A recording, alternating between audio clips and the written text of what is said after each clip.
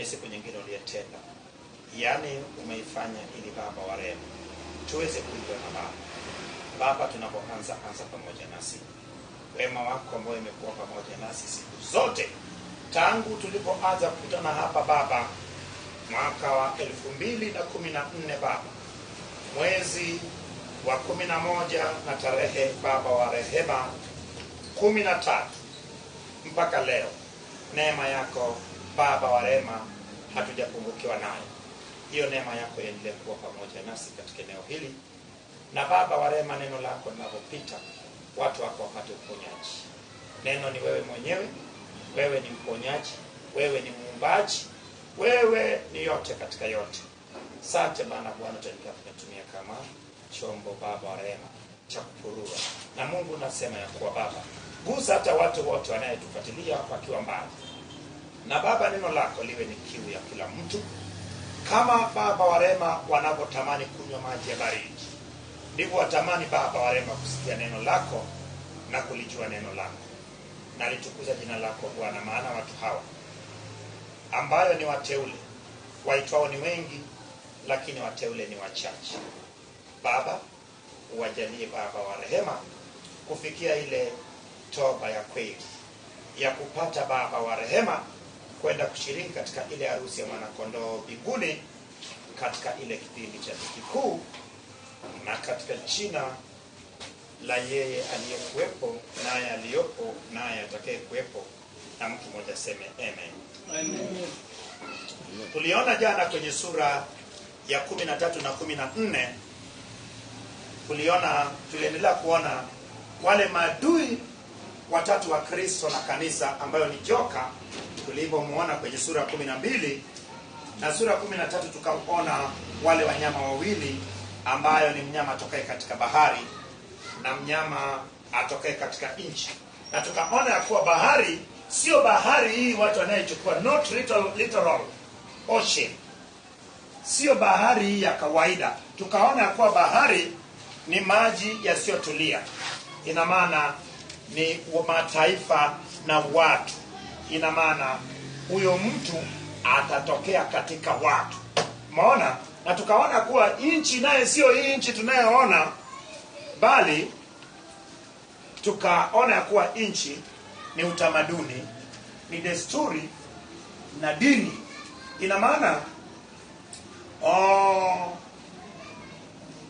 katika mataifa na watu wanaongozwa na nini? Wanaongozwa kisiasa. Ina maana huyu mnyama tokaye katika bahari ambao ni mpinga Kristo, yeye atakuwa ni mjumbe wa kisiasa. Lakini huyu ambayo ni nabii wa uongo, ambayo ni mnyama tokaye katika nchi, yeye atakuwa ni mjumbe wa dini. Bwana Yesu asifiwe. Na tukaona pia jana ya kuwa kanisa litakuwa limeshafanya nini? Limeshaondolewa katika unyakuo. Na pamoja na itakuwepo dini ama kanisa, litakuwepo dini ambayo ama kanisa ambayo haiabudu Mungu wa kweli, ambao hiyo itakuwa inaabudu Mungu mwingine. Ndiyo tukasema ndiyo yule mwanamke kahaba, ambayo tutakwenda kuendelea kumuona sana sana kwenye sura ya 17 na sura ya 18. Sasa watu wa Mungu, ni vizuri sana tuwe makini tunapoendelea, ili tupate kufahamu mambo mengi ambayo Mungu ameandaa kwa ajili yetu. Nilisema pia ya kuwa sura ya 14 na 15 ni ufupisho, ni summary ama mwongozo ya matukio ambayo yanakwenda kutokea katika sura ya 16 mpaka sura ya 19, ambayo itakuwa ni kuondoa tawala za dunia na Kristo kuleta utawala wa Mungu. Hebu sasa tuende kwenye sura ya 15, maana sitaki kupoteza muda, nataka tuende ili tuweze kuona hii sura ya 15, ambao pia ni maandalizi kwa ajili ya zile vitasa ama mabakuli. Tuliona kwenye sura ya 11 ya kuwa yule malaika wa 7 anapopiga baragumu ya 7, basi panatokea nini? Panatokea shangwe. Tuliona kwenye ile muhuri wa 7 ya kuwa ilipofunguliwa pakatokea kimya dakika 30 mbinguni, lakini ile baragumu ya 7 ilipopigwa, basi badala ya kutokea ukimya pakatokea shangwe, wakisema wale wa mbinguni, wale wazee 24, ya kuwa sasa falme za wanadamu zimefanya nini? Zimepata kuwa falme za mwana kondoo. Sasa hebu sasa tumemaliza sasa wale maadui watatu wa Kristo pamoja na mwili wake ambao ni kanisa lake. Hebu tuende tuone maandalizi ya vitasa. Vitasa hivyo, watu wa Mungu, haziko tofauti na baragumu, zinafanana na baragumu, lakini vitasa ni ghadhabu iliyokuwa timilifu, ambayo ni kwa ajili ya taifa, dunia yote. Umeona, tuliona katika zile baragumu ya kuwa ilikuwa ni kama ni kifo theluthi moja, kama ni viumbe vya bahari theluthi moja, lakini tunataka kuona katika vitasa, tutaona ya kuwa pale katika bahari ina maana inageuka na kuwa damu, lakini damu yenyewe ni damu ya mzee. Damu ya mzee huwa inayui kama damu hii, inakuwa kama inakuwa na weusi fulani. So ile damu ina maana italeta uvundo kule katika bahari, na kila kitu chenye uhai kitafanya nini? Kitakufa.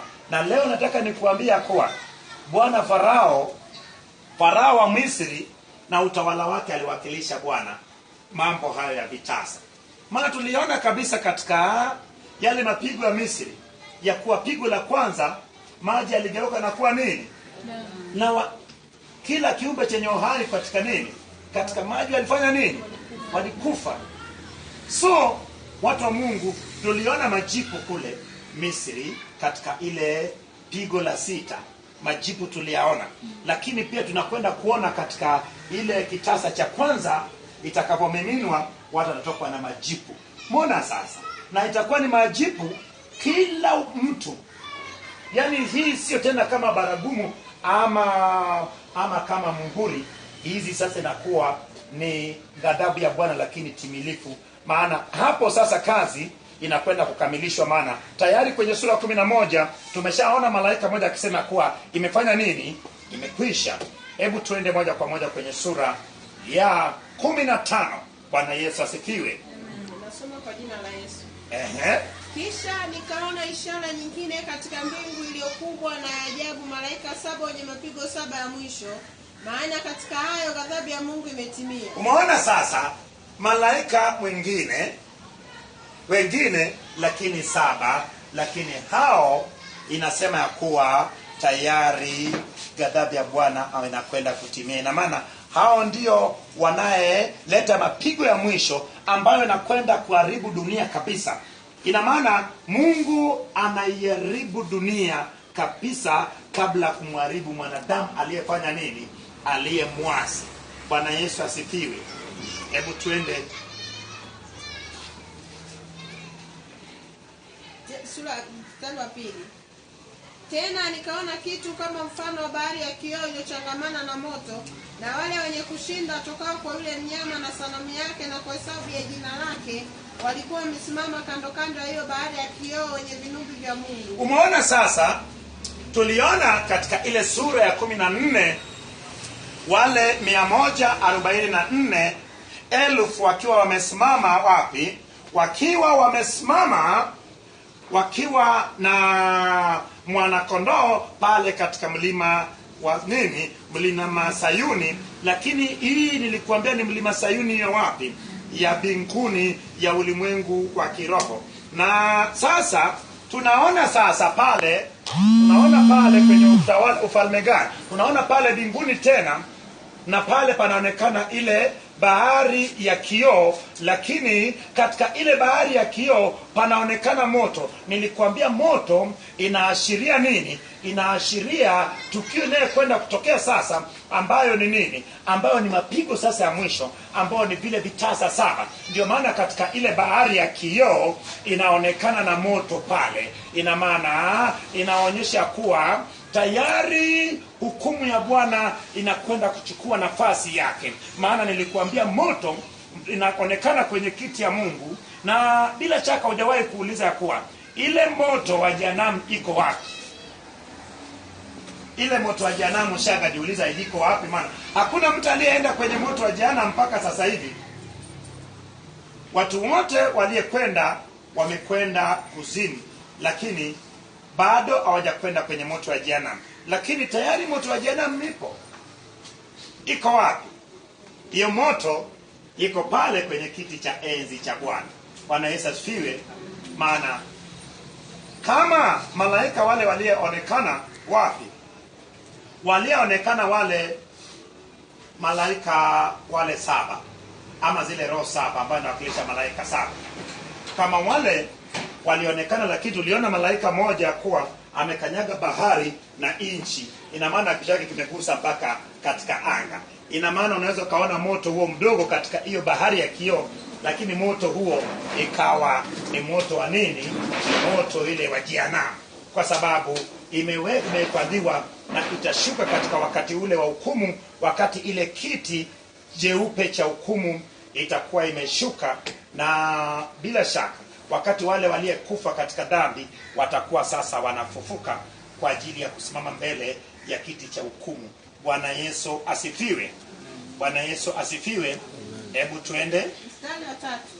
Nao wawimba wimbo wa Musa mtumwa wa Mungu na wimbo wa mwanakondoo akisema, ni makuu na ya ajabu matendo yako wewe Bwana Mungu Mwenyezi, ni za haki na za kweli njia zako wewe mfalme wa mataifa. Umeona sasa, hawa ambao wanaimba wimbo wa Musa na wimbo wa mwanakondoo sio wale 144,000 ambao wao walifanya nini? Wao walimpokea Kristo, ni Waisraeli ambao walifanyika kuwa ni limbuko. Lakini kinachofanyika, hawa ni wale ambao walifua mavazi yao kwenye damu ya mwana kondoo. Hawa ni wale ambao walimshinda nani? Walimshinda yule mnyama. Lakini walimshindaje? Walimshinda kwa damu ya mwana kondoo na kwa neno lao la ushuhuda, hata wakakataa maisha yao mpaka kufanya nini?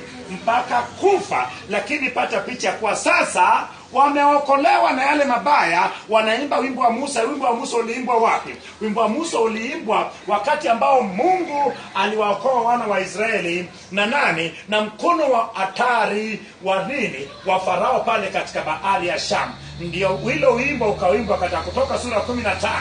Wakaimba wimbo wa Musa baada ya Mungu akimtukuza Bwana. Mungu baada ya kuokoa na utawala wa ukatili wa nini? Wa yule Farao. Lakini sasa hawa waliookolewa katika dhiki kuu, wao nao wanaimba wimbo wa Musa na wimbo wa mwanakondoo. Ina maana wanaimbaje? Wanaimba wakimtukuza nani? Wakimtukuza Bwana. Ina maana wimbo wa Musa ilikuwa ni baada watu kuokolewa, na hii wanaimba pia baada ya kufanya nini? Na wao pia kuokolewa chupu katika hizo hatua za nini? Hatua za mwisho. Maana kumbuka ya kuwa wana wa Israeli ilikuwa ni kifo, bahari iko mbele yao, na hawa ambao waliokolewa katika nini? Pale katika wakati wa dhiki kuu. Na wao pia tayari Farao wa wakati huo nao atakuwa yuko tayari. Farao wa wakati huo atakuwa nani? Atakuwa ni yule roho ya mpinga Kristo, ama mnyama atokaye wapi? Atokaye katika bahari. Yeye naye atakuwa tayari kuwaangamiza hawa Waisraeli katika ulimwengu wa kiroho, kama wale Waisraeli wa ulimwengu wa kawaida walitaka kuangamizwa na Farao, nao wakiwa wamefika katika ukingo wa maji wakamlilia Musa wakasema kuwa ulituleta huku ili tufe, kwani makaburi yakuwepo kule Misri. Naye Musa naye akaanza kumlilia Mungu. Mungu akamwambia, usinililie Musa, mbona unanililia? Una nini mkononi mwako? Hakuona ya kuwa Mungu kule katika sura ya 3 Mungu akamwambia kuwa nitakupa fimbo hii, naye fimbo hii itakuwa ni ishara yangu kuwa pamoja nawe. Akamwambia Musa, hebu tupa hiyo fimbo chini. Alipoitupa chini ikageuka ikawa nyoka. Musa akaanza kukimbia, akamwambia usikimbie, hebu mshike na mkia. Musa alipomshika na mkia ikageuka ikawa ni fimbo. Akamwambia Musa kuwa katika hiyo fimbo umeshika, hebu chukua mkono wako ingiza ndani ya kwapa. Alipoitoa mkono wake ukawa kama theluji, akawa na ukoma na akaanza kukimbia. Naye Mungu akamwambia kwa hebu ingiza tena kwenye kwapa. Alipotoa mkono wake ukawa umepona. Musa akawaambia wana wa Israeli ya kuwa nyamazeni kimya muone wokovu wa Bwana, maana hawa Misri mnayewaona hamtawaona tena. Naye Musa akanyosha fimbo. Aliponyosha fimbo, watu wa Mungu, aliponyosha fimbo, bahari ilipisha. Nasema hivi watu wa Mungu, mto Frati inakwenda kupisha tena, ili majeshi ya mataifa yote kutoka kule mashariki wapate kupita pale. Jinsi majeshi ya Misri walivyotaka kufuatilia wana wa Israeli, na walipofika katikati, maji kawaangamiza. Na majeshi hao watakayetoka na kufuata wana wa Israeli kule katika muda wa mwisho wa dhiki kuu kule nyikani, watakapovuka ule mto Frati, wanakwenda kuchinjwa pale. Na nani? Na yule aketie katika farasi mweupe, atakayeshuka akiwa na taji la dhahabu, na kwenye kinywa chake panatoka upanga ufanyao nini? Ukatao kwili. Bwana Yesu asifiwe. Hebu twende Mstari wa 4. 4. Ni nani asiyekucha Bwana na kulitukuza jina lako? Kwa kuwa wewe peke yako mtakatifu, kwa maana mataifa yote watakuja na kusujudu mbele zako, kwa kuwa matendo yako ya haki yamekwisha kufunuliwa. Na baada ya hayo nikaona na hekalu la hema ushuhuda mbinguni lilifunguliwa, na wale malaika 7 wenye mapigo 7 akatoka katika hekalu. Kwa nini hema imefunguliwa? Hema ambayo ni hekalu. Umejua watu wa Mungu, vitu ambao tunafanya hapa duniani mbinguni hapa. Ndio maana mapenzi ya Mungu yatimie duniani kama mbinguni. Ndio maana tunachofanya ibada hapa na kumsifu na kumwabudu Mungu, mbinguni inakuwa hivyo hivyo. Umeona tulikuwa tunaona hema ya makutano wapi? Kule wapi? Kule jangwani, wana wa Israeli walipokuwa wanatoka Misri wakienda Kanani. Lakini inakuwaje hema na ile ambayo ni hekalu inaonekana mbinguni, na inakuwaje malaika wanataka kwenye hema ambayo ni hekalu? Kumbe malaika mbinguni kule ni watumishi wanayetumika katika hekalu la Bwana. Bwana Yesu asifiwe. Hebu tuone wamevaaje. Wanavaa mavazi meupe na wamefunga mkanda ambao ni rangi ya dhahabu. Rangi ya dhahabu inawakilisha nini? Inawakilisha hukumu. Maana kumbuka, katika Kristo na atakuwa nini? Atakuwa na mkanda wa dhahabu. Lakini mavazi meupe, tuliona kwenye hema makutano ya kuwa makuhani walikuwa navaa mavazi gani? Meupe yenye kitani safi. Ni kuhani mkuu tu ndiye alikuwa na vazi maalum ya kuhani aliyekuwa anatumia wakati anaingia mahali patakatifu patakatifu. Alikuwa anaingia mara ngapi kwa mwaka? Mara moja. Mwezi gani? Mwezi wa 7. Vizuri. Siku gani? Siku ya upatano, ambao Kiebrania inaitwa Yom Kippur. Bwana Yesu asifiwe. Na siku hiyo alikuwa anaingiaje? Siku hiyo alikuwa anaingia avaa ile vazi lake ambao ilikuwa ni kanzu, jo na ivera na kile kifuko na kilemba na mkanda ambao ufito dhahabu ambao imeandikwa mtakatifu kwa nani? Kwa Bwana. Alikuwa vaa hivyo anapoingia kule kupatanisha dhambi za watu siku ya upatanisho ambao ni siku ya mwezi wa 7. Alikuwa anavaa nini? Anavaa mavazi meupe, anavaa kitani nyeupe kama hao malaika tutakapoona hapo. Hebu tuendelee. Kumbe hema ile aliambiwa Musa ajenge, kumbe ilikuwa ni fotokopi tu ya iliyopo wapi? Iliyopo mbinguni. Bwana Yesu asifiwe. Hebu twende.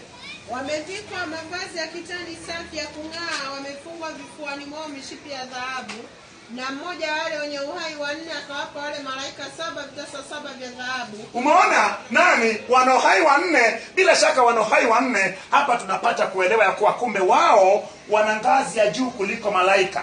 Umeona ya kuwa moja kati ya wana uhai 4 yawezekana kama wana uhai ambaye alikuwa na kichwa kama simba, ama kichwa kama tai, ama kichwa kama ndama, ama mwanadamu, lakini anawapa wale malaika 7 nini? Anawapa ghadhabu ya Bwana ya mwisho yafunga kazi itakayepiga dunia yote. Kisha Bwana analeta utawala wa Mungu. Anawapa nini? Anawapa mabakuli. Ina maana anawapa vitasa ambao ni adhabu ya mwisho. Vitasa 7 inakwenda kuharibu dunia vibaya mno. Bwana Yesu asifiwe. Hebu twende.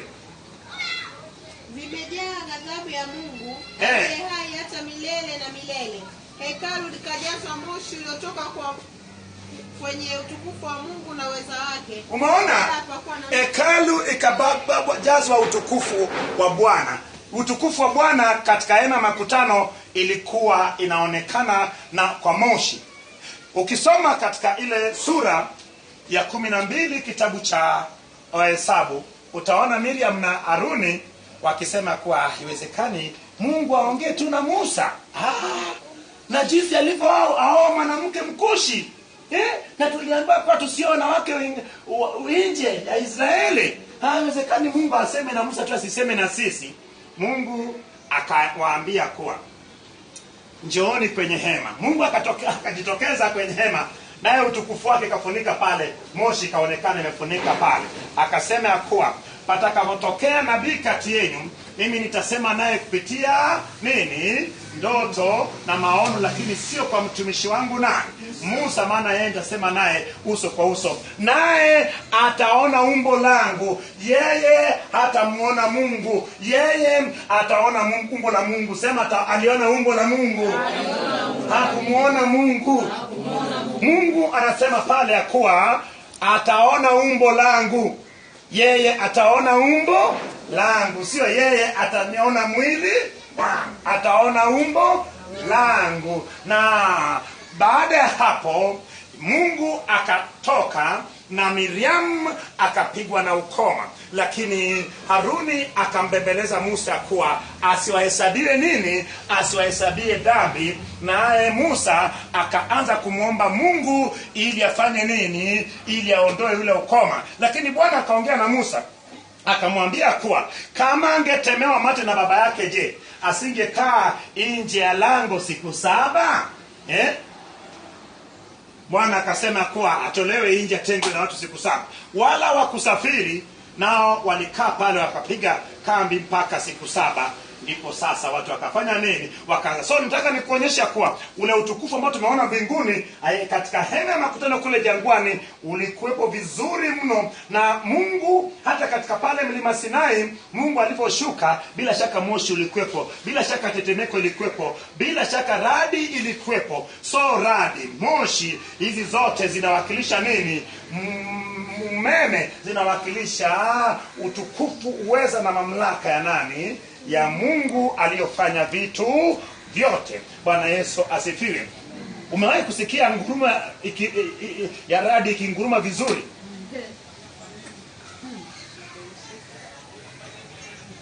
Lakini sasa hebu sikia ile mvua iliyenyesha na radi nguruma ikawa hivyo, eti ile ambayo itakuwa kitasa cha 7 itakuwa funga kazi. Itakuwa funga kazi ambao haijawahi kutokea tangu wanadamu wawepo juu ya uso wa nchi. Bwana Yesu asifiwe. Kama tutakapoona katika sura 16. Hebu twende. Wala hapakuwa na mtu aliyeweza kuingia ndani ya hekalu hata atimize mapigo 7 wale malaika 7. Umeona sasa? Ina maana tukienda katika ile kitabu cha Wafalme wa kwanza, ile sura ya 6, wakati Suleimani amemaliza kujenga hekalu. Hekalu inapataka kufanywa nini? Inawekwa wakfu. Kumbuka kuwa moshi ulijaza pale kuashiria utukufu wa Mungu, mpaka wale makwani walishindwa kukaa mle ndani, wakatoka nje. So watu wa Mungu, bila shaka yale mambo tutakaporudi sasa hivi, tutapoanza taangalia sana, kuna mambo ambayo ukiyajua hapa ambayo alikuwepo hapa duniani inaashiria kule juu. Ndio maana Mungu alitaka tuishi maisha ya yeye kutuongoza, ili tutakapofika kule katika yale maisha kweli ya maisha katika uzima wa milele, bila shaka isiwe tena shida. Umejua unaweza kuleta mtu mjini hapa akaanza kuangalia gorofa, unajua anakufuata, umempokea kutoka kule kwenye kituo cha mabasi, unajua kabisa anakufuatilia, kumbe yeye kashika kiuno na angalia gorofa. Kumbe ulishamwacha zamani. Mungu hataki mambo hayo. Ndio maana ameamua kabisa ya kwa watu angalau waelewe, wapigwe msasa, jinsi watakapofika kule wasianze kung'ang'aa macho kwa mitaa yote ni dhahabu, barabara zote hebu nikae kwanza chini. Watu watakuwa wananakati wa kumtukuza na kumsifu Bwana, maana kama ni dhahabu umeshaona, kama ni mitaa hiyo umeshaambiwa ya kuwa kila kitu kitakuwa ni nini? Ni dhahabu. Bwana Yesu asifiwe. Haitakuwa dhahabu hivi hivi, ni dhahabu iliyesafishwa, dhahabu iliyepiwa. Bwana Yesu asifiwe. Acha hizi unazoonaga hizi ni mataputapu. Dhahabu namba 1 iko kule Ulaya. Inatolewa Afrika inakwenda Ulaya na huko majuu. hapa yanakuwa namba sijui ngapi. Hata hii kahawa tunayekunywa hapa na majani chai unayoona sijui namba ngapi mama Bwatwa hiyo, wala sio namba 1 hata namba 2. Namba 1 na namba 2 wanakunywa wengine kule. Hebu twende sasa kwenye sura ya 16, uwe makini ili tuone wale malaika ambayo mwana uhai mmoja amewapa mabakuli ama vitasa, wanataka kuanza kuzimimina sasa.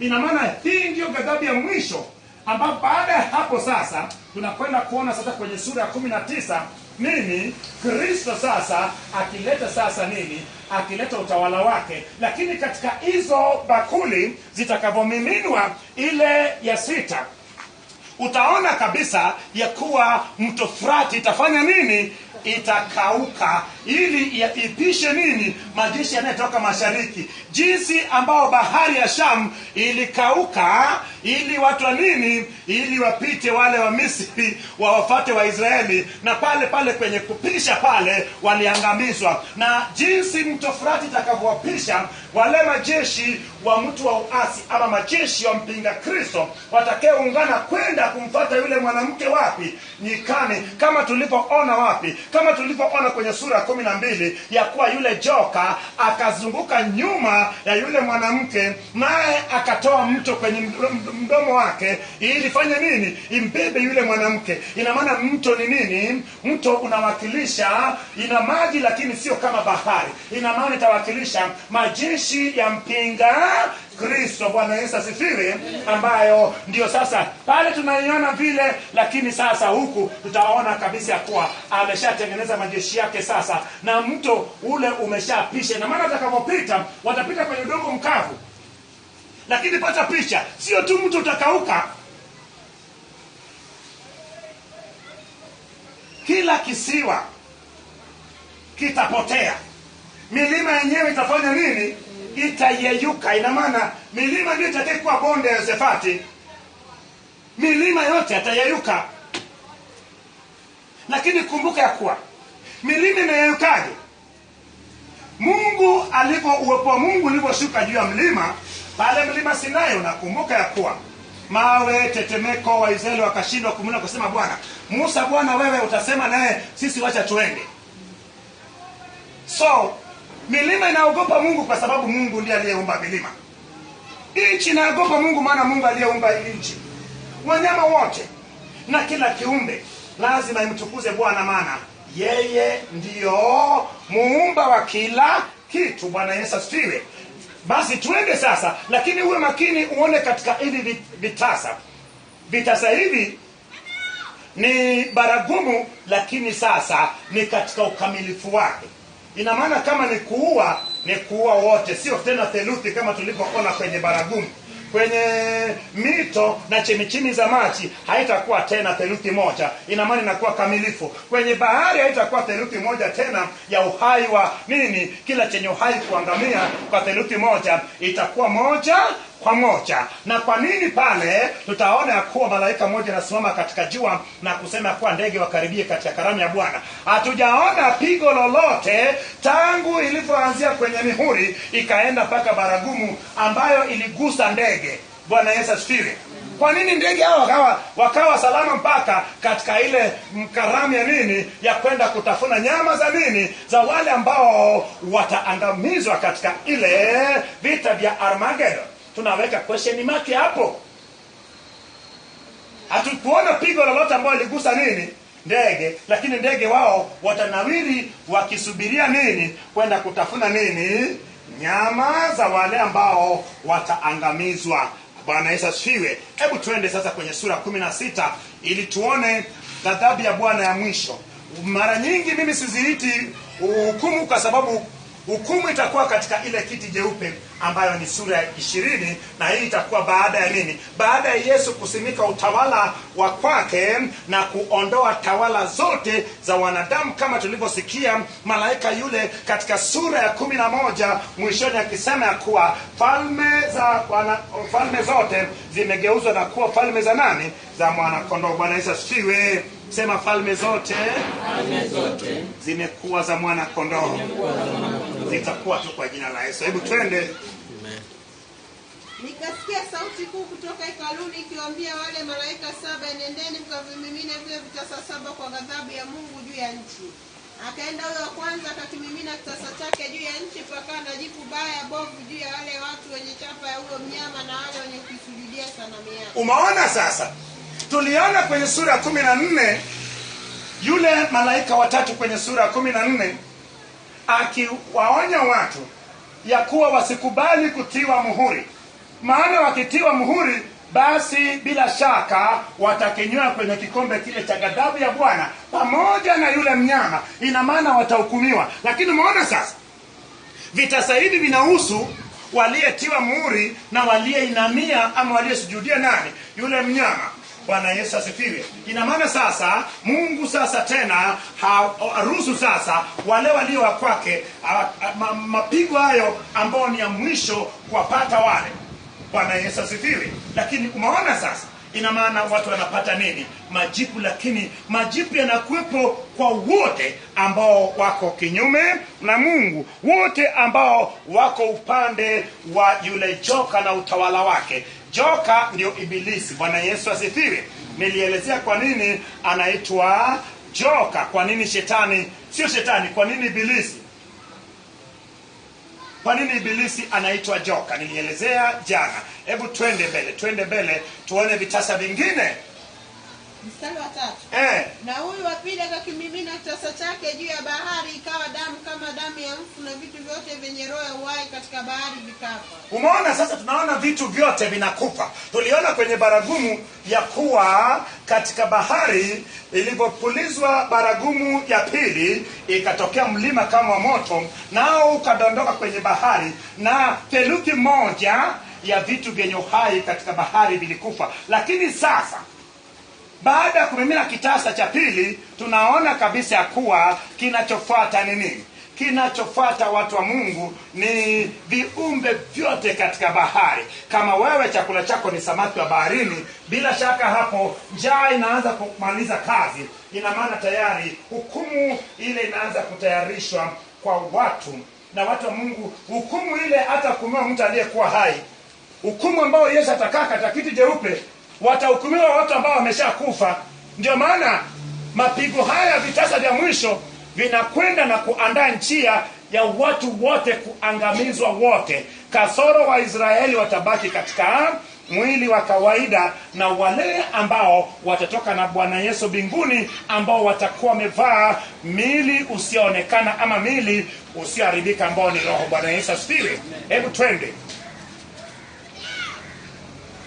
mstari wa 4. Na huyo watatu akakimimina kitasa chake juu ya mito, na chemichemi za maji zikawa damu. Nami nikamsikia malaika mmoja akisema, wewe mwenye haki uliyekuwako mtakatifu, kwa kuwa umehukumu hivi, kwa kuwa walimwaga damu ya watakatifu na manabii, nao umewapa damu wainywe, nao wamestahili. Umeona sasa kinachofanyika ni nini? Hii kitasa cha tatu inafanana na baragumu ya ngapi? Baragumu ya 3, ambayo nyota akafanya nini? Akaanguka katika mito na chemichemi ya maji, ikawa kanga. Ina maana ikawa chungu, na theluthi moja ya viumbe vilivyokuwa vinakaa katika mto na chemichemi ya maji zilipata kufa. Lakini sasa pata picha kuwa sasa vyote vinafanya nini? Vinakufa, lakini ni mito na chemichemi ya maji. Lakini malaika wa maji, yani waziri wa maji ya mbinguni, anatukuza kazi ya Bwana akisema kuwa bila shaka walimwaga damu ya watakatifu na Bwana ametenda haki. Bwana Yesu asifiwe. Bwana ndiyo wa haki. Ukihukumu wewe, twende mstari wa 7. Nikaisikia hiyo madhabahu ikisema, naam Bwana Mungu Mwenyezi, ni za kweli na za haki hukumu zako. Ile madhabahu ambayo wale watakatifu tuliona wakiwa chini yake katika ile mihuri ya 5. Mihuri ya 5 ilipofunguliwa, basi watakatifu waliyekuwepo chini ya madhabahu wakafanya nini? Wakamlalamikia Bwana kwa mbona unakawia kuwapatiliza waliyemwaga damu yetu? Bwana akawaambia kwa subirini mpaka wote watachinjwa ndipo watakapopatilizwa. Lakini sasa unaona, ina maana ile madhabahu, ina maana wale waliopo chini sasa wanamtukuza Bwana wakisema kwa kumbe tulikuwa tunalalamika, kumbe Bwana ni wa haki, maana kweli yeye ni hakimu wa kweli anayelipa inavyotakiwa. Bwana Yesu asifiwe. Mstari wa 8, na huyo wa 4 akakimimina kitasa chake juu ya jua, nalo likapewa kuwaunguza wanadamu kwa moto.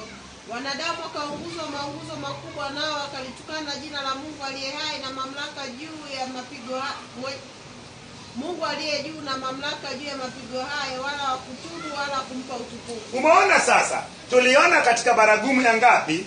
Ya 4 ya kwa kilichotokea ni nini? Ilitiwa nini? Ilitiwa giza kwa theluthi moja. Lakini sasa kinachofanyika, jua inafanya nini? Jua sasa inaongezewa ukali wake. Ina maana radiation sasa. Jua linaunguza watu sasa. Ni kana kwamba imesogezwa chini sasa. Inaunguza, sio mchezo. Bwana Yesu asifiwe. Lakini katika ile baragumu tukaona ya kuwa ikatiwa giza kwa theluthi moja. Lakini sasa inaongezewa ukali wa nini? Wa jua, na watu wanaungua kweli kweli. Watu wa Mungu, kama kuna kitu ambao ni hatari ni moto. Jua litaunguza kama moto. Je, wewe mwenye ngozi laini, je, ngozi yako haijayeyuka? Haujatokwa na mabaka kama chatu?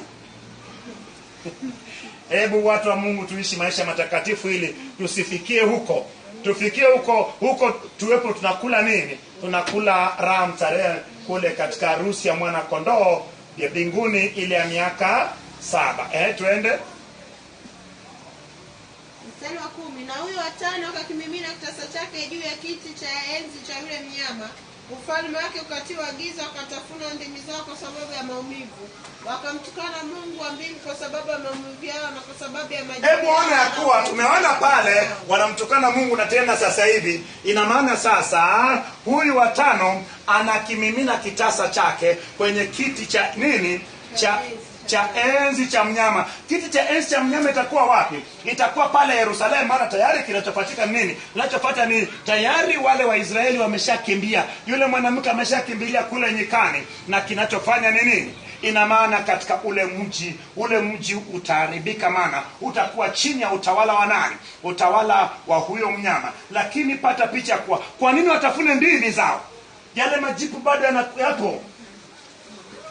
Yale majipu yapo, lakini kumbuka ya kuwa na jua naye inawaunguza. Ina maana ni maumivu ya kukata na shoka. Pata picha ya kuwa jipu yenyewe inachoma kama moto, halafu tena na jua naye inaongezea jipu ichome vizuri. Ndio maana watatafuna nini? Tafuna ndimi zao. Bwana Yesu asifiwe. Hebu twende. Na huyo wa 6 akakimimina kitasa chake juu ya mto ule mkubwa wa Frati. Maji yake yakakauka ili njia itengenezwe kwa wafalme watokao katika mawio ya jua. Nikaona roho 3 za uchafu. Umeona sasa? Ina maana wa 6 anamimina kitasa chake juu ya nini? Anaimimina juu ya mto Frati. Watu wa Mungu, mto Frati, kumbuka ya kuwa katika zile mito tulivyoona ngapi? 4 pale katika Mwanzo sura ya 2, pale kwenye bustani ya Eden, iliyokuwa inamimina maji yake katika bustani ya Eden. Frati ilikuwepo, lakini sasa Frati inakwenda kukaushwa sasa. Dakika ya mwisho Frati haitakuwepo sasa, na Frati inakauka baada ya kumiminiwa kitasa cha 6, ili sasa wale majeshi watakaye kuja na huyu mtu wa uasi ambao ni mpinga Kristo wapate njia, wasipate shida ya kufanya nini? Ili watu wengi warumbike kwenye bonde ya Yosefati kule wakifuatilia yule mwanamke, na hakika yake watakavyocheza pale ndipo Bwana atafanya nini? Ataikanyaga sinikizo. Inavyokanyagwa sinikizo, ina maana inatoka jiwisi ya nini? Ya zabibu. Ina maana Bwana atahakikisha damu yao imetiririka maili 200. Bwana Yesu asifiwe. Ina maana watakuwa watu wengi kama mchanga wa baharini. Bwana Yesu asifiwe. Lakini kwa nini wewe haya yote yakukute wakati umeshayajua haya? Kwa nini haya yote yakukute?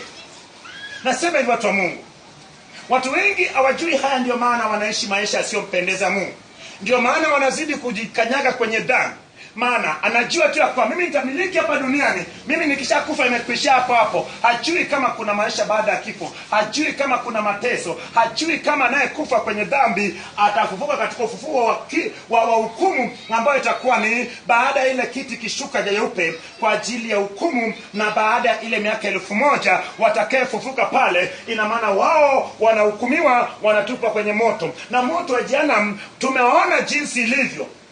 Ina maana itakuwa inawaka mchana na usiku, moshi ukipaa juu, na waliopo kule wanaungua, lakini si eti tunaungua na kufa. Hapana, wewe milele na milele yote, milele na milele yote wewe unasikia maumivu. Watu wa Mungu, mimi nataka niende mbinguni, mimi nataka niende. Wewe kama utaki kwenda ni wewe tu, lakini bila shaka kwenye ufunuo umeshajua. Ulikuwa hujajua, ndio maana ulikuwa hauko serious. Sasa uwe serious, maana watu wa Mungu tuko kwenye a serious business. Hatuko hapa kucheza.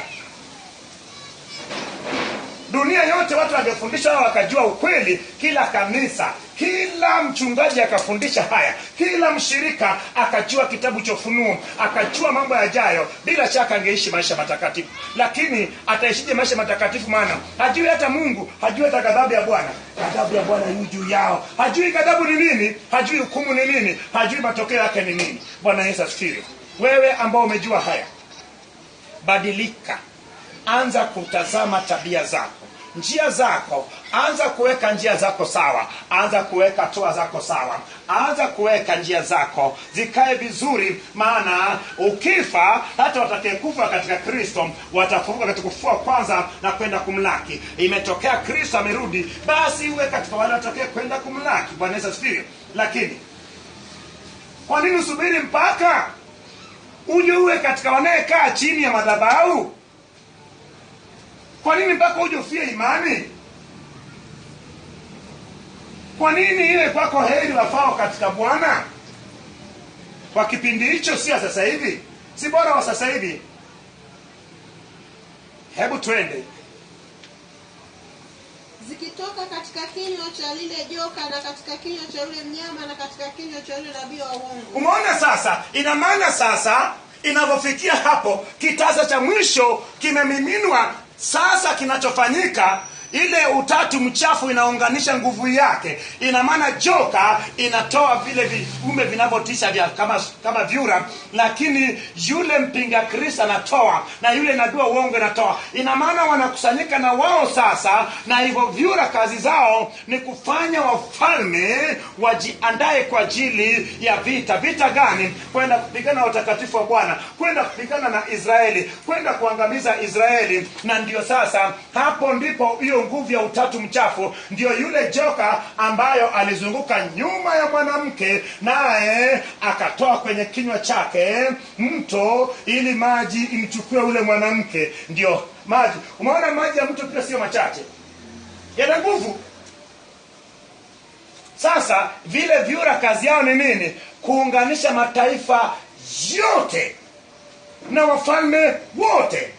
Ili wafanye nini? Ina maana wanaunganisha nguvu moja kwa moja, wanakwenda sasa kupigana na utatu msafi ama utatu mtakatifu, ambao inawakilishwa na mwana kondoo. Wakati huo mwana kondoo anakuwa tayari sasa kushuka na bibi harusi yake, pamoja na wale wapiganaji ambao ni malaika, lakini wote wao katika mavazi meupe. Maana tutaona kwenye sura 19 ya kuwa bibi harusi sasa anavishwa kitani safi nyeupe.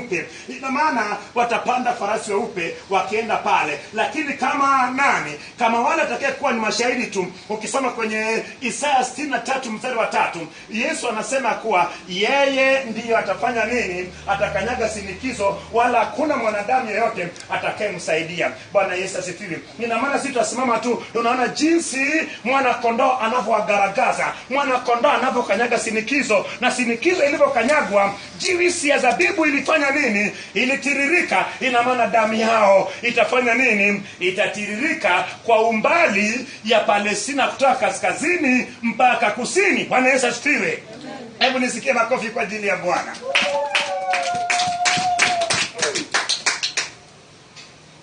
Sijui kama wao unayaona haya ama unayasikia tu yaoni. Sijui kama unayaona katika ulimwengu wa kiroho. Hebu tumalizie. Na katika kinywa cha yule nabii wa uongo, hizo ndizo roho za mashetani zifanyazo ishara zitokazo na kuwaendea wafalme wa ulimwengu wote, kuwakusanya kwa vita siku ile kuu ya Mungu Mwenyezi. Umeona siku ile kuu ya Mwenyezi, tuliona kwenye Malaki sura ya 4 na mstari wa 5 ya kuwa Bwana atamleta tena Eliya kabla ile siku ya kuogofya nani, siku kuu ya kuogofya nani ya Bwana, ambao ndio hiyo siku ya vita hivyo. Bwana Yesu asifiwe. Tazama anaja kama mwivi, heri akeshaye na kuyatunza mavazi yake, asiende uchi hata watu wakae. Umeona sasa, pamoja na watu Yohana anaambia watu hayo, lakini anawakumbusha kuwa hayo ni maono tu, lakini kumbuka ya kuwa Kristo atakuja kama mwizi, kama alivyosema. Ina maana yeye mwenyewe hajui wala hakuna mtu anayejua, lakini mtu mwingine anakufundisha na kuambia Bwana, mwezi wa 2 2017 tarehe 17 dunia inaisha. Huyo mtu ni muongo, maana wanakumbushwa tena mataifa, wanakumbushwa makanisa yale 7 yaliandikiwa hayo, yanakumbushwa makanisa yote ambayo pamoja na sisi, ya kuwa pamoja na tumeshaona maono hayo, lakini bado yuaja kama nini? Kama mwizi. Na maana yeye mwenyewe ajua atakuja lini, wala malaika wala mtu mwingine ajuaje, Mungu Baba peke yake. Bwana Yesu asifiwe.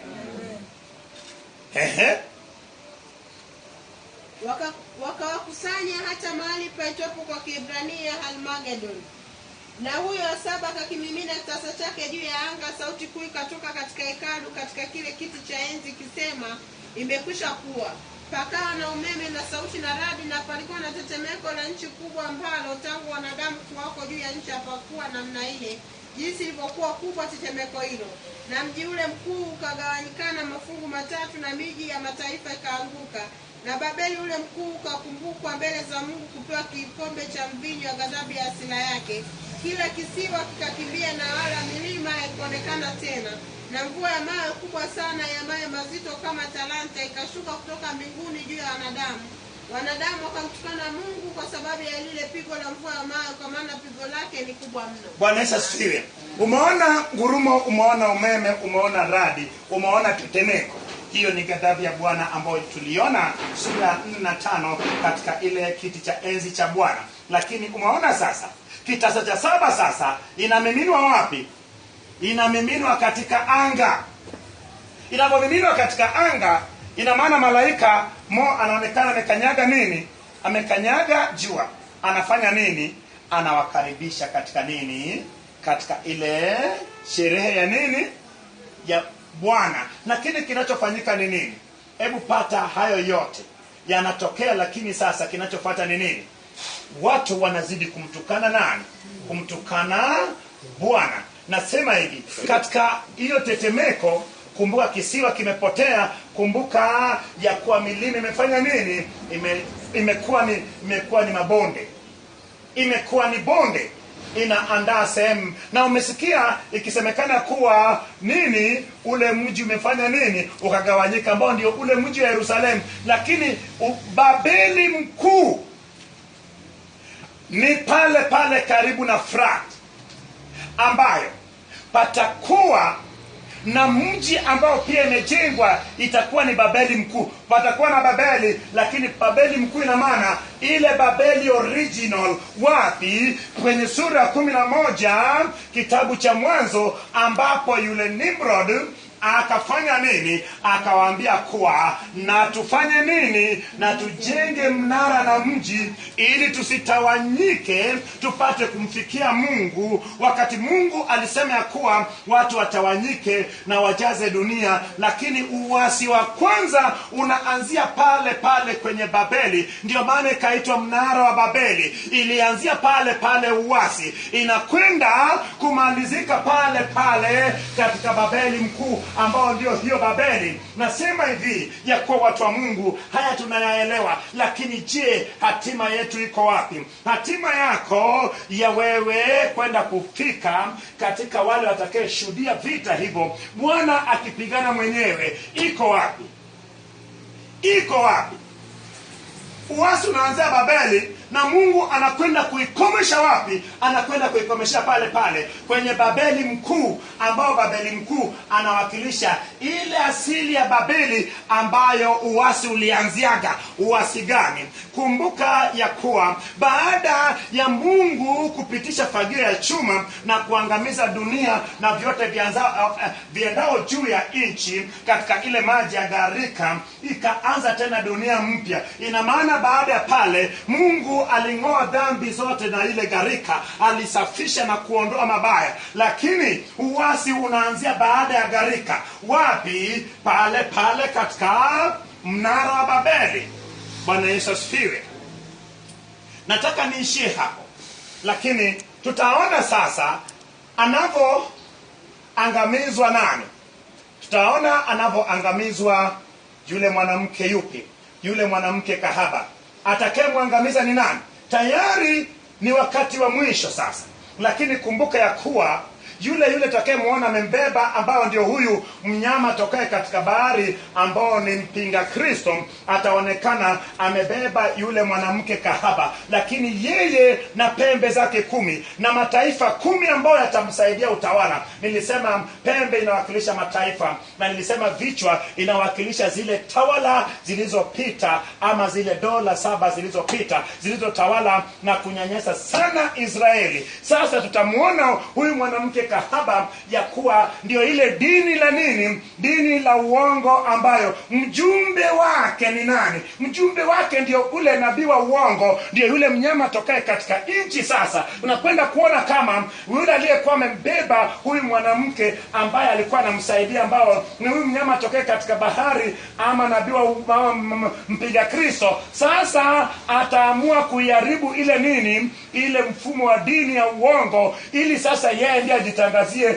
ya kuwa yeye ndio Kristo, abudiwe. Ili sasa unabii wa Danieli ya chukizo cha uharibifu ambayo ilitokea kama kivuli chake mwaka wa 168 mwezi wa 6 mpaka mwaka wa 165 Disemba, miaka 3.5, siku 1260, miezi 42. Kivuli sasa inakuja kutimia sasa kwa tukio halisi, ambayo sasa yule mpinga Kristo, ambayo ndio yule mnyama tokee katika bahari, ambao ni yule mtu aliyetoka katika utawala wa kisiasa wa mataifa na nchi, sasa anaingia pale kwenye hekalu, anatangaza kuwa sasa yeye ndio abudiwe, yeye ndio abudiwe. Lakini wakati huo sasa Kristo naye yuko tayari kushuka kumwangamiza. Nasema hivi watu wa Mungu, nasema ya kuwa watu wa Mungu, Mungu akusaidie ili haya yote yasikufike, yasikusibu haya yote. Maana kuna watu ambao wangejua haya, wangeishi maisha matakatifu. Wangejua haya, wasingemalizia safari yao vibaya. Maana nini? Wangejua kabisa kwa kumbe kuna mabaya yanakuja kule mbele. Bila shaka wasingependa kule, wangepita njia nyingine. Nasema hivi, hayo unayofunguliwa na Mungu, anayekufunulia haya, na wewe sasa wafunulie wengine. Fungulia watu wengine wajue. Umepata kibali cha kujua, usinyamaze nayo, maana nataka habari hizi zifikie watu. Bwana Yesu asifiwe. Watu wengi hawajui hayo. Hakuna mtu anayejua kama mabaya anakuja pale akanyamaza. Kwa nini tukio linapotokea baya watu wanakimbia? Kila mtu anakimbia kwa ajili ya usalama. Lakini watu wengi sana wanaishia vibaya kwa sababu hawakufanikiwa kuyajua haya. Nasema hivi, Mungu jinsi anavyokuwa mwema kutufunulia haya, afunulie watu wote duniani, ili ikiwezekana watu wayajue haya. Na haya kama yalijulikana kwenye karne ya kwanza na yakafichwa kwenye vitabu, na hakika yake vitabu bado vipo, bila shaka Mungu hakika yake kama ilivyotabiriwa na nabii Habakuki, ya kuwa maji kama ijazavyo bahari, ndivyo hekima na maarifa itakavyojaza dunia. Hekima na maarifa ijaze dunia, maana ni wakati wake, kila jambo na wakati wake. Ni wakati sasa ya yale aliyejificha sasa yafichuliwe, yawekwe bayana juu ya dari. Naye atakayefichua ni nani? Ni Roho Mtakatifu anayefichua. Maana kama anatufichulia nini? Nani aliyetufundisha? Ni yeye ndiye aliyetufundisha, aliyefichua, anaendelea kutufundisha na afundishe na wengine. Bwana Yesu asifiwe. Kabla sijaomba, kama kuna mtu mwenye swali, nataka niombe. Na mimi nasema hivi, mimi nitahakikisha watu wanajua. Haya anayejua nitaweka kwenye maandishi. Nitahakikisha kila mtu anajua. Na wewe hakikisha kila mtu anajua. Mungu anasema katika neno lake ya kuwa watu wake wanaangamizwa kwa sababu wamekosa maarifa. Lakini je, maarifa na hekima haitoki kwa Roho Mtakatifu? Lakini sasa kama anayetakiwa kufundisha ana mgogoro na Roho Mtakatifu. Roho Mtakatifu hataki uzinzi, anafanya uzinzi. Roho Mtakatifu hataki uongo, anafanya uongo. Roho Mtakatifu hataki mambo za kona kona, anafanya mambo za kona kona. Ndio maana Roho Mtakatifu hawezi kukaa sehemu iliyo chafu. Sasa atakufundisha nini? Atakufundisha hekima ya kishetani. Ndio maana nasema hivi, watu wa Mungu, kile unachokijua cha kweli usinyamaze nayo. Hakikisha namfikia mwingine, maana imeandikwa kuwa wafanyeni kuwa wanafunzi wangu, na mkiwabatiza kwa jina la Baba, Mwana na Roho Mtakatifu, na mkiwafundisha kuyafanya nini? Kuyashika yote niliyowaagiza. Haya tumeagizwa na Bwana Yesu. Na baada ya sisi kuagizwa, kinachobaki ni sisi kwenda kuhakikisha wengine nao wafundishe ukweli. Fundisha mtu ukweli. Kama kitu una uhakika nayo, usifundishe mtu. If you're not sure of anything, don't teach anybody. Don't dare even mention it. Anything that you mention, make sure that you know it well. You can express yourself well if somebody gives you time to express yourself concerning that particular thing. If you don't know anything, don't dare to talk about that thing. That is what is destroying salvation. People are speaking things which they don't know. They use their carnal mind to explain things which are spiritual things. Spiritual things must be explained spiritually. Praise the Lord. Nasema kuwa mambo ya ulimwengu wa kiroho lazima yaelezwe kiroho. Ukitumia akili yako ya kibinadamu, basi utapotosha watu wengi sana. Watu wengi wanafundisha kitabu cha Ufunuo, lakini wanatumia akili zao. Wakishatumia akili zao wanaishia kuuzia watu vitabu. Lakini kilichoandikwa ndani kule, je, ni mwongozo wa Roho Mtakatifu? Sio mwongozo wa Roho Mtakatifu. Ni maana nasema hivyo, watu wa Mungu, kile ambacho tukijui sisi tusiongelee juu yako. Lakini kwa nini usikijue alafu usikifanyie kazi? Kama tukijui tufanyie kazi, tulie na Roho Mtakatifu atufundishe, maana yeye ndiye anayefumbua siri za Mungu zilizofanya nini? Zilizofunikwa. Kwa nini tusijue wakati Roho Mtakatifu yupo? Waraka wa kwanza wa Wakorintho sura ya 2, kwanza mstari wa kwanza, ni Roho ndiye anayefumbua mafumbo ya siri ya Mungu aliyeficha. Tunao kibali kama Yesu alivyowaambia wale katika ile sura ya 13. Katika sura ya 13, baada ya kufundisha kwa mifano, wanafunzi wake akamwambia Bwana, wewe kila watu wanapokuwepo wengi unafundisha kwa mifano? Akasema, nyinyi mmejaliwa kujua mambo ya sirini ya ufalme wa Mungu. Wamejaliwa kivipi? Wanao Roho Mtakatifu ya kuwafafanulia. Tunayo Roho Mtakatifu ambao ni mwalimu bora, ambao ni msaidizi wetu, ambayo yeye atatufafanulia, atatufichulia. Yeye atamdhihirisha Kristo kwetu. Yeye atamfunua Kristo tupate kumuelewa vizuri. Maana Kristo akasemaje? Akasema, mimi ninaondoka, sina budi kuondoka, nami nitamuomba Baba yangu, naye atawatumia msaidizi mwingine, naye atadumu ndani yenu. Hebu nikuulize, je, Roho Mtakatifu yuko ndani yako? Roho Mtakatifu yuko ndani yako, anadumu ndani yako? Hakuna swali, hakuna jibu lililojibiwa. Umewekea mashaka. Yamkini kale kadhambi ndio unasema kwa je, Roho Mtakatifu katakaa ndani wakati kadhambi ka usasira bado ninayo, kadhambi cha kununa bado ninayo, kadhambi cha kutokusamehe bado ninayo. Ondoa dhambi zote ili wewe uwe ni hekalu la Mungu, ili Roho Mtakatifu afanye makazi ndani yako, akuongoze, akufundishe, awe ni msaada wako, awe ni msaidizi wako. Anayekusaidia ni Roho Mtakatifu, lakini lazima upitishe fagio kwenye nini? Kwenye nyumba ya Roho Mtakatifu. Maana Roho Mtakatifu hakai sehemu iliyo chafu. Bwana Yesu asifiwe. Amen. Swali kabla sijaomba. Nataka niombe.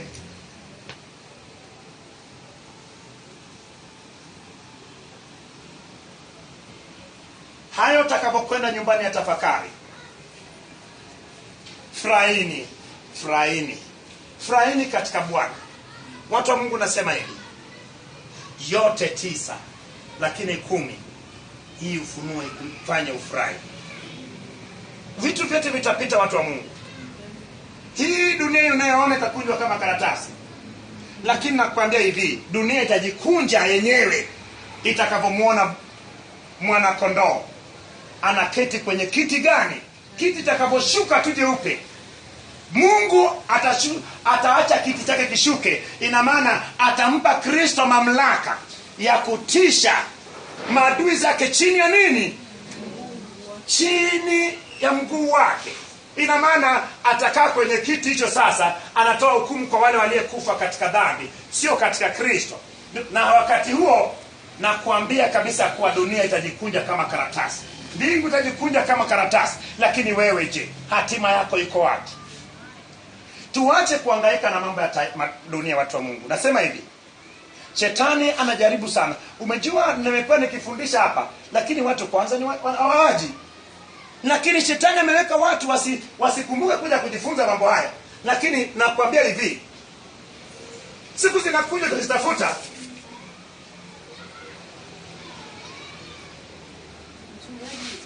Ina maana sikio, yani hii milima itakuwa hofu, manake milima imeshayeyuka. Milima itayeyuka kwa sababu milima sitaweka kauzibe. Milima wakati wa vita takiwa sasa katika bonde ndio wakusanyike wote. Milima ile italeta usiku. Milima hii itazuia. Sitakiwa kusanyike wote pale, ili ni sawasawa na vichala vya zabibu vinavyochumwa alafu zinawekwa kwenye pipa. So ina maana pipa ile inawakilisha lile bonde. Ina maana pale, ili ndio Bwana kanyage sinikizo vizuri. Bwana Yesu asifiwe. Na jinsi ambayo inapokuwa na mirija ambayo basi yale jiwisi yanayotoka kwenye zabibu yanaenda kule, ndivyo damu zao zitatiririka. Bwana Yesu asifiwe. zitapita ule mto flat, hiyo damu Itapita sema mkondo. Of course maji supita mkondo, lakini damu itakuwa nyingi kiasi kwamba itakuwa kama mto. baada tumeona kama mto flat kaushwa, ili wale wafalme wapite waende kwenye hiyo shinikizo. Watakapokwenda, damu yao itakwenda kilomita maili 200, ambayo ukipima ni kaskazini mpaka kusini mwa nini, mwa nchi ya Palestina. Umejua nchi ya Palestina ndio waliko nini, wa Israeli. Bwana Yesu asifiwe. Mimi nataka niombe. Wacha niombe. Baba, anatukuza jina lako kwa utukufu wako na wema wako. Wewe ni mwema na wewe ni mtakatifu. Jina lako ndio jina kuu lipitao majina yote. Maana litajwapo Baba, watu wako upata hekima na maarifa. Baba, umewajazia na hekima ya maarifa ya kujua mambo yajayo, yaliyofichwa Baba, yaliyositirika Baba wa rehema kwenye kitabu cha Ufunuo. Baba wa rehema, maneno hayo Baba wa rehema dimu Baba, yawe ni ukombozi katika maisha yao. Yaanze kuwaganga, yaanze kuyaponya Baba, yatakaze mioyo yao, yagange mioyo yao Baba. Wanahitaji kuwa katika utulivu ili wapate nafasi ya kujifunza neno lako Baba. Waliojifunza katika eneo hili idumu ndani yao, maana ni neno lako. Na neno Baba wa rehema alikaa kwako, naye neno alikuwa ni Mungu, na katika neno vyote vilifanywa. Baba wa rehema, neno liwatakaze, liondoe mambo na mabaya yote yaliyotesa maisha yao Baba, mahitaji yote ya maisha yao.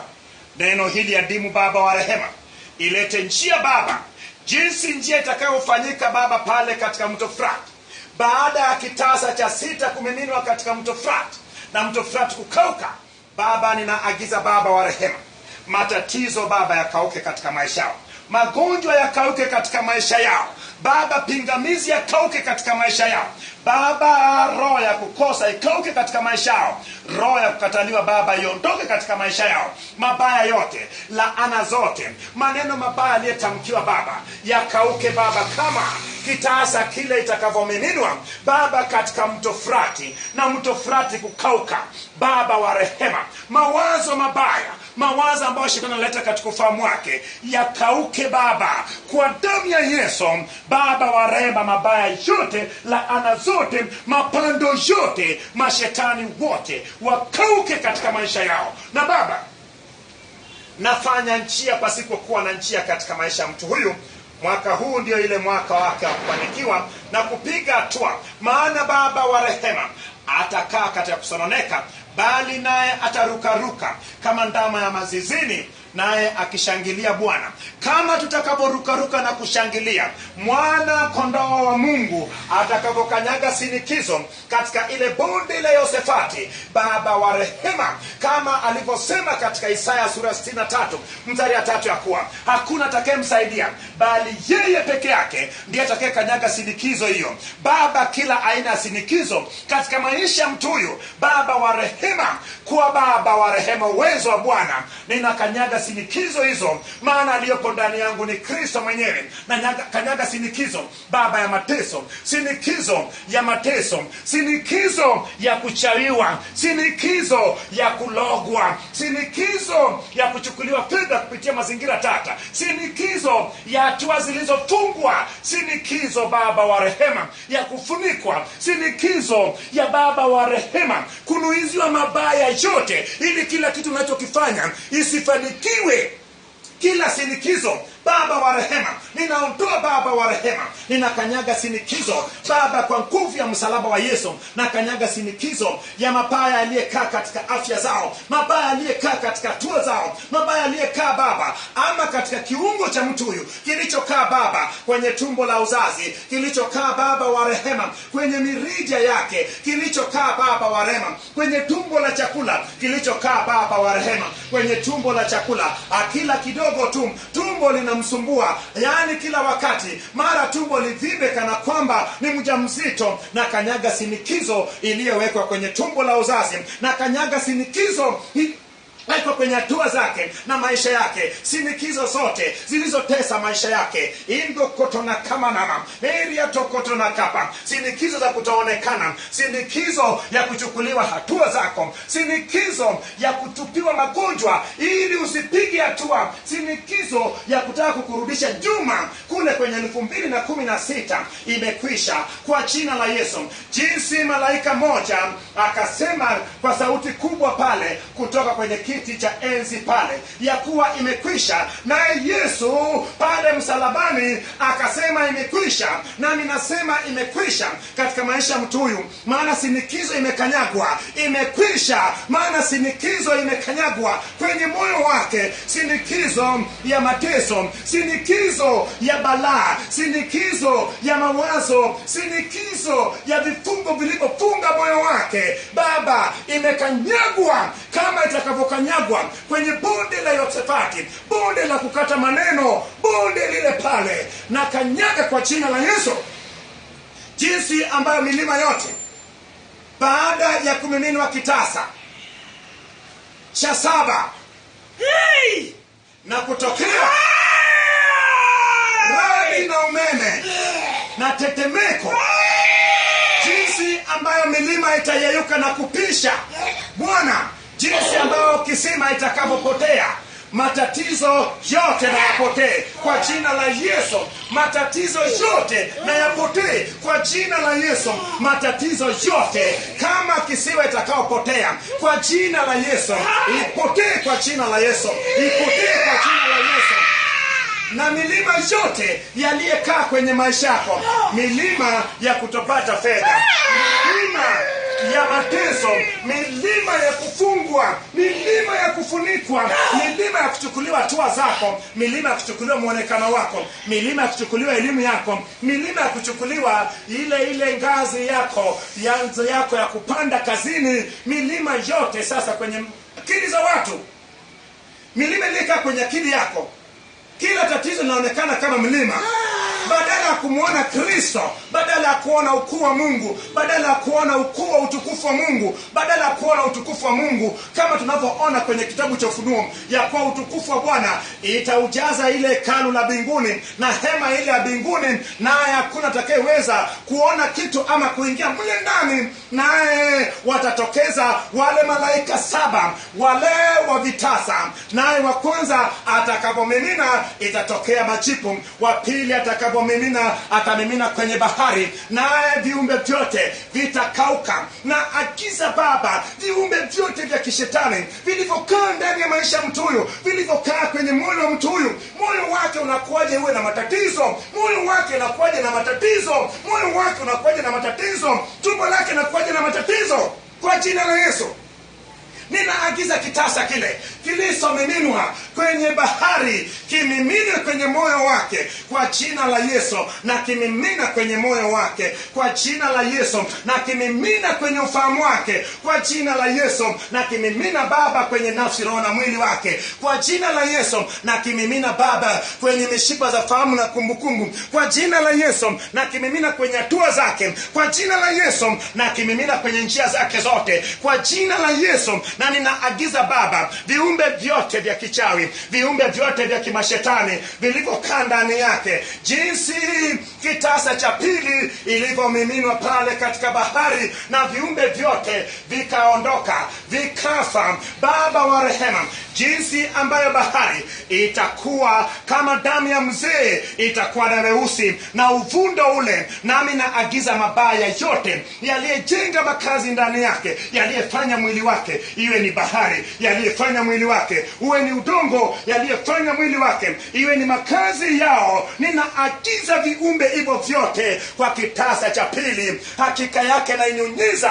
katika hatua zake zote, inyunyizwe kwenye uso wako, inyunyizwe kwenye ngozi yako, inyunyizwe kwenye viungo vyako vyote. Nami naagiza viumbe vyote vya kimashetani vilivyotesa maisha yako, viliopo nje na ndani, kwa jina la Yesu, na viagiza vyote viachie maisha yako kwa jina la Yesu. Na milima yote ya ukata, milima yote ya school fees, milima yote ya baba Adam, milima yote Baba ya baba hela za pango, milima yote Baba ya mtaji, milima yote Baba wa rehema ya hela ya Baba wa rehema kujisaidia, milima yote leo milima inayeyuka, maana kitasa cha 7 tumeona ya kuwa itakapomiminwa milima yote itapisha, itageuka na kuwa bonde. Na agiza milima yote iliyekaa kwenye maisha yako igeuke na kuwa bonde, milima yote yaliyetesa maisha yako yawe ni bonde kabisa, tena bonde ya Yosefati,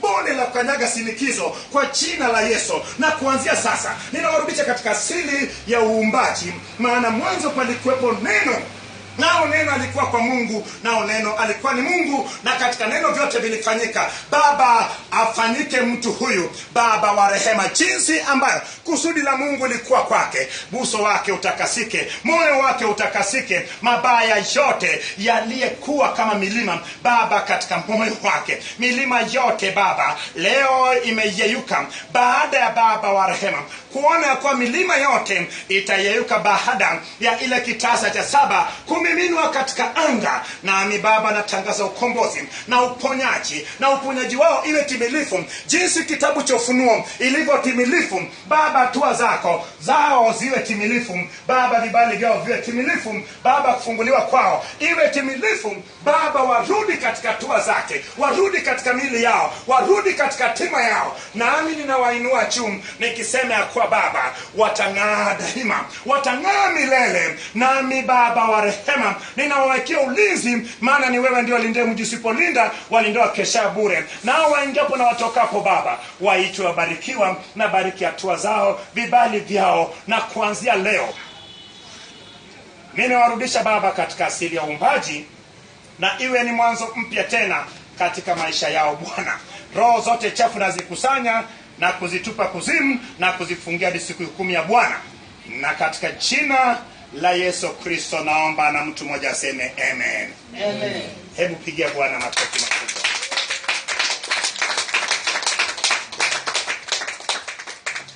Basi tumefikia hapa, mtakatifu wa Bwana.